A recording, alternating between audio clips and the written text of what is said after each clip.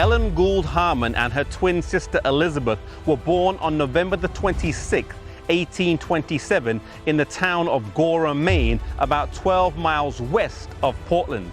The state of Maine has named her birthplace a historic site, even though there is some question today over the exact place of the house.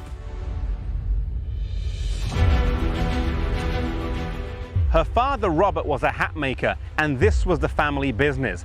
Acting upon the information that hats sold for a much higher price in the South than the North, he headed down south to the state of Georgia. Whilst he was gone, though, something tragic would happen. Ellen and Elizabeth attended the Brackett Street School.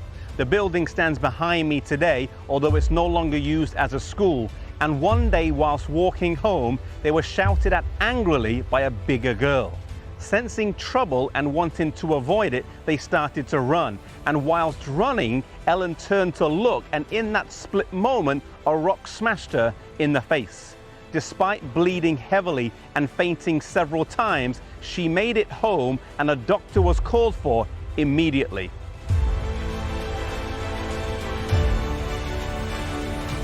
The first doctor said that she wouldn't live more than a few days. Another one suggested that they put some silver wire in her nose to maintain its shape, but in the end, nothing was done.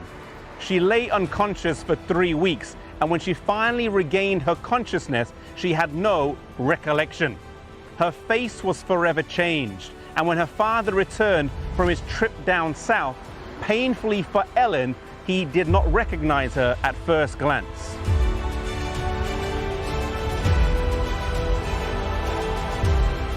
Ellen had to put up with ridicule and name-calling from the children in her neighborhood and struggled to read when she went back to school, and eventually she had to leave school.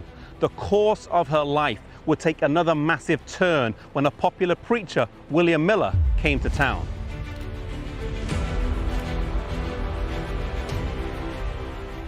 Her family were Methodist, and they went to hear him preach at a church on Casco Street, Portland. They heard him speak convincingly and passionately about the soon and imminent return of Jesus.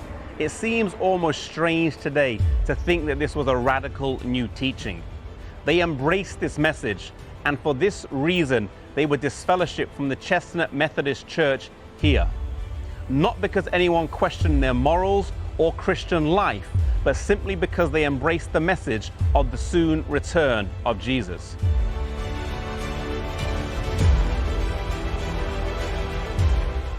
Ellen was 17 years old on October the 22nd, 1844, when Jesus did not come, and they experienced the great disappointment.